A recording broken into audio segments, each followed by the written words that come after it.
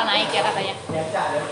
Iya sih, aku ada baca-baca di media sosial terkait pajak 2024 ini akan naik karena mungkin kebutuhan negara lebih banyak ya dibanding kemarin-kemarin.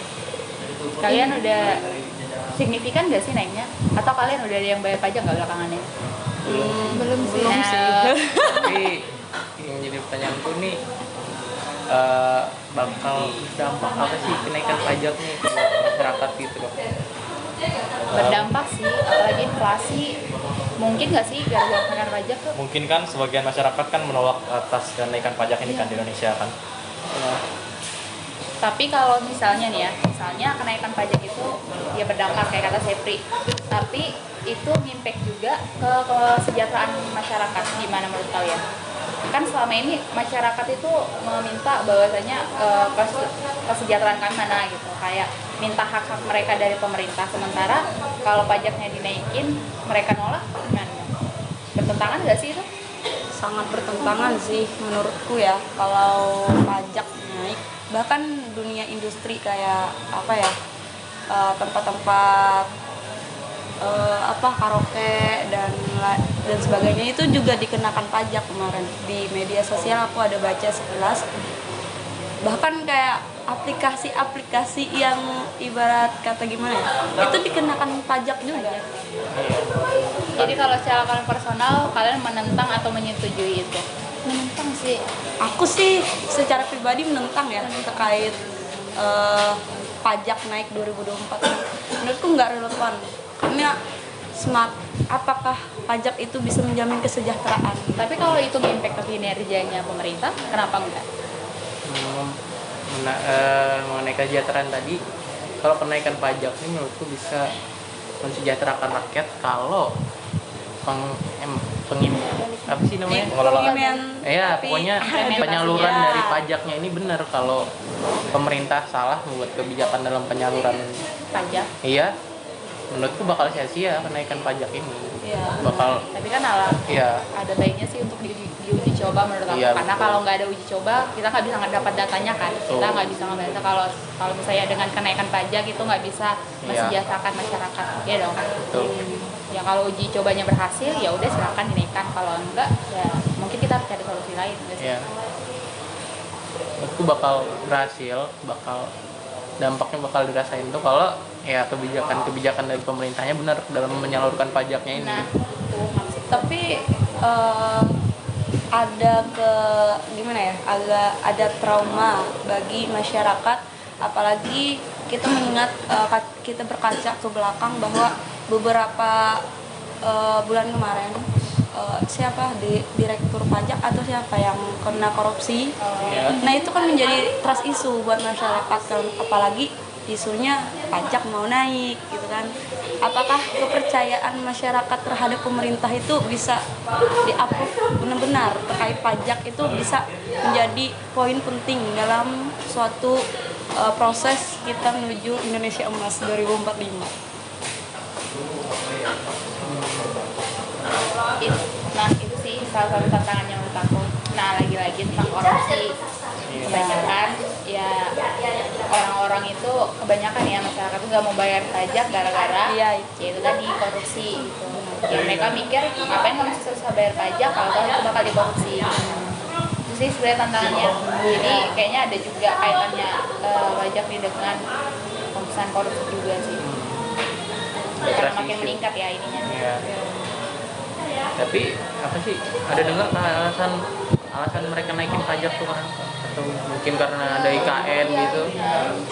Ya itu salah satu faktor pajak naik sih buat kesejahteraan. Jadi kita hari ini diskusi seperti ini niatnya mau gimana? Mau kemana?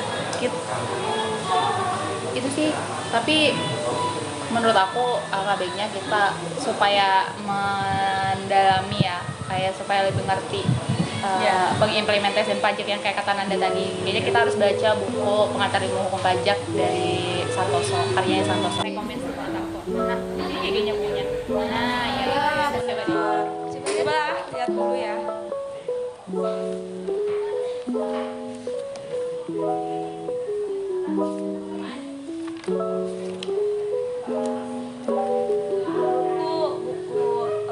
pengantar ilmu hukum pajak ini yang dari R. Santoso ini sangat bagus untuk referensi teman-teman ya. Apalagi kita bakalan menghadapi isu pajak yang naik pada tahun 2020. Jadi kalian harus baca pengantar ilmu hukum pajak ini biar paham apa itu pajak.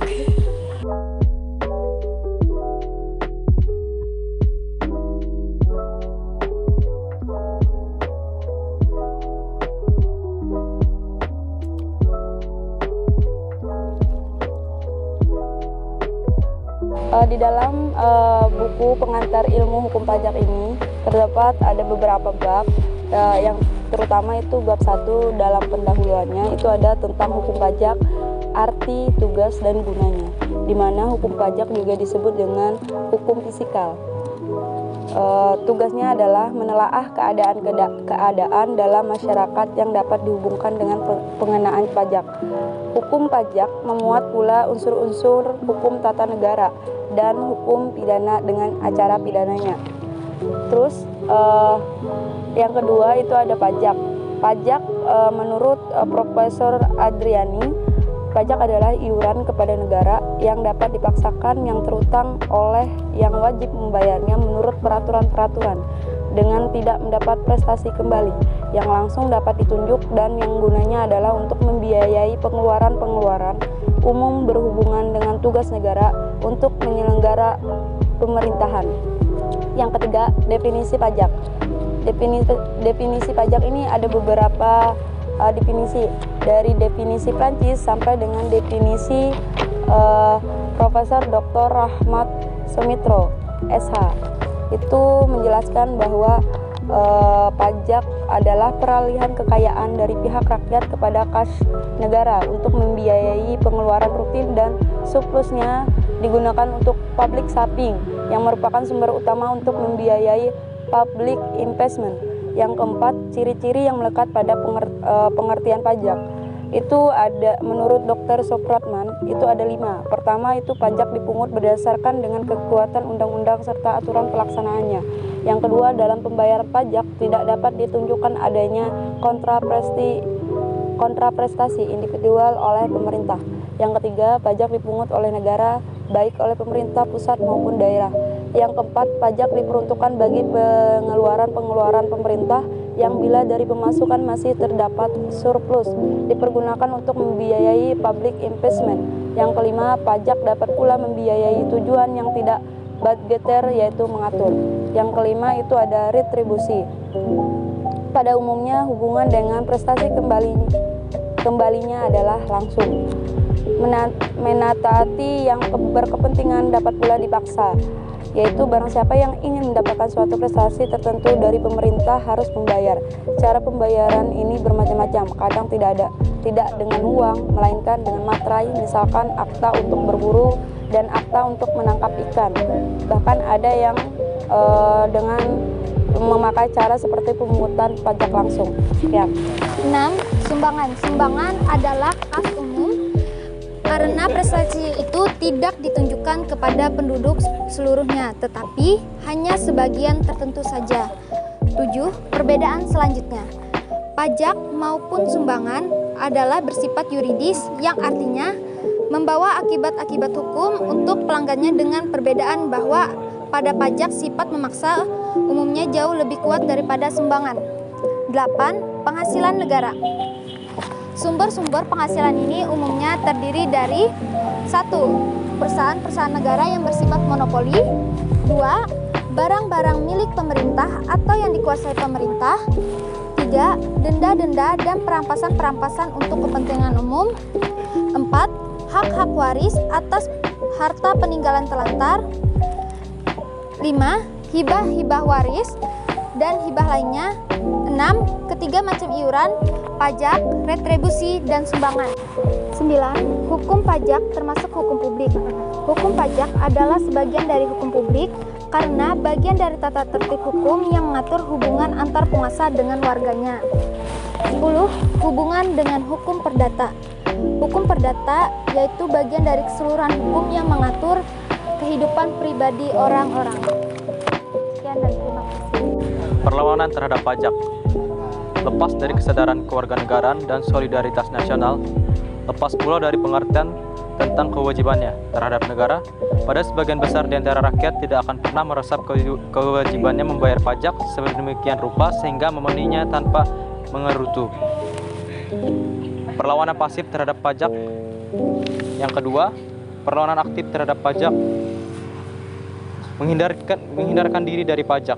Pembayaran pajak dengan mudah dapat dihindari dengan tidak melakukan perbuatan yang memberi alasan yang untuk dikenakan pajak, yaitu dengan menyediakan atau tidak melakukan hal-hal yang dapat dikenakan pajak. Contohnya, pajak kendaraan bermotor dihindari orang dengan membiarkan mobilnya berada di dalam garasi. Yang kedua, cukai tembakau atas rokok putih dihindari dengan memutuskan diri dengan rokok. Yang ketiga, kopi diganti dengan surogat dan gula pasir diganti dengan gula kelapa dan sebagainya.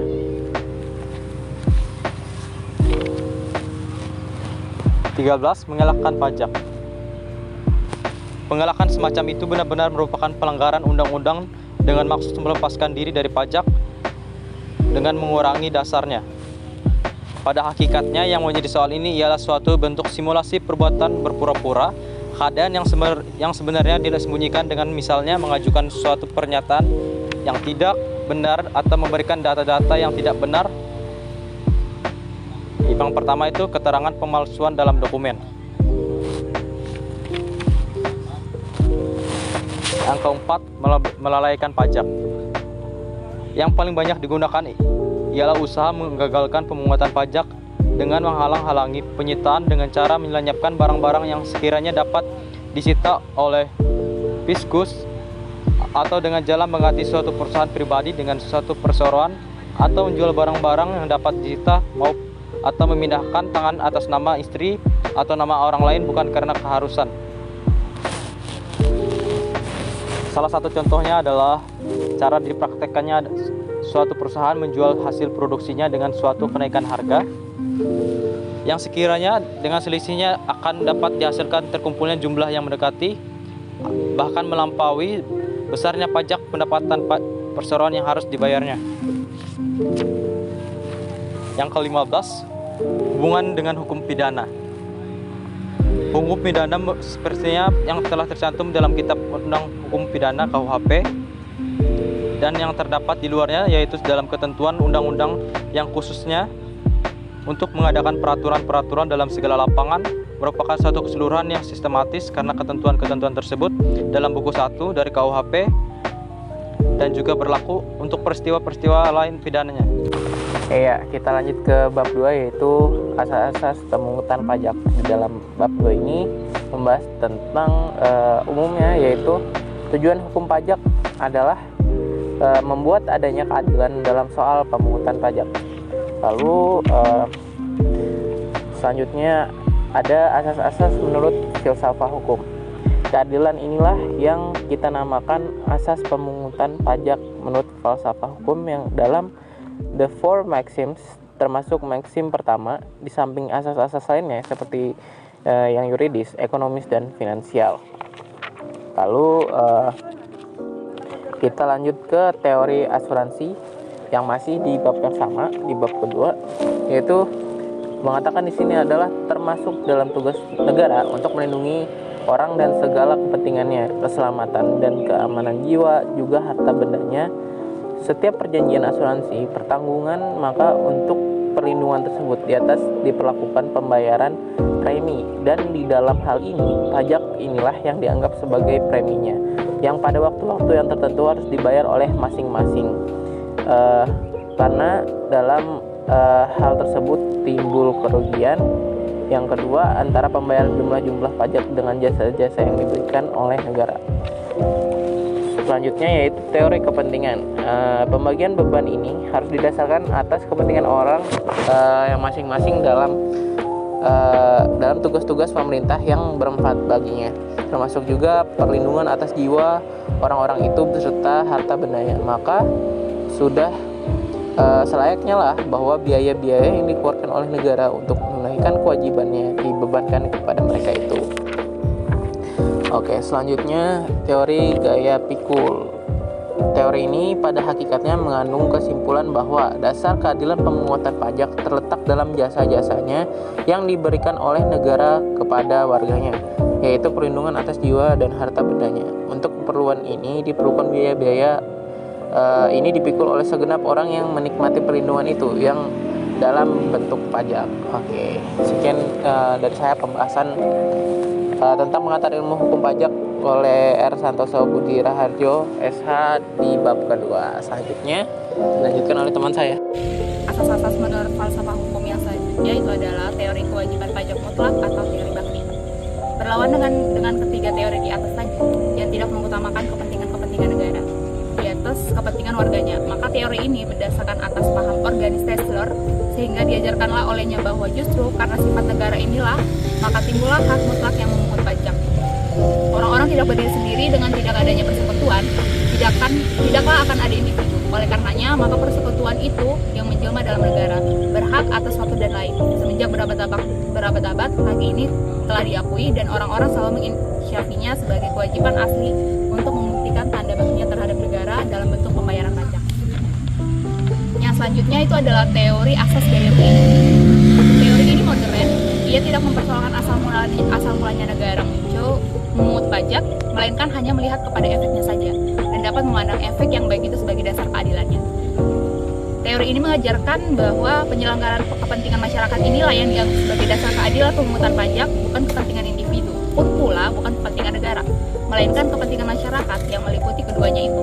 Dapatlah kiranya disimpulkan di sini bahwa teori ini menitikberatkan ajaran fungsinya kepada fungsi kedua dari pemungutan pajak, yaitu fungsi mengatur. Yang selanjutnya itu adalah asas yuridis. Hukum pajak harus dapat memberi jaminan hukum yang perlu untuk menyatakan keadilan yang tegas, baik antara untuk negara maupun untuk warganya. Maka mengenai pajak di negara hukum, segala sesuatu harus ditetapkan dalam undang-undang.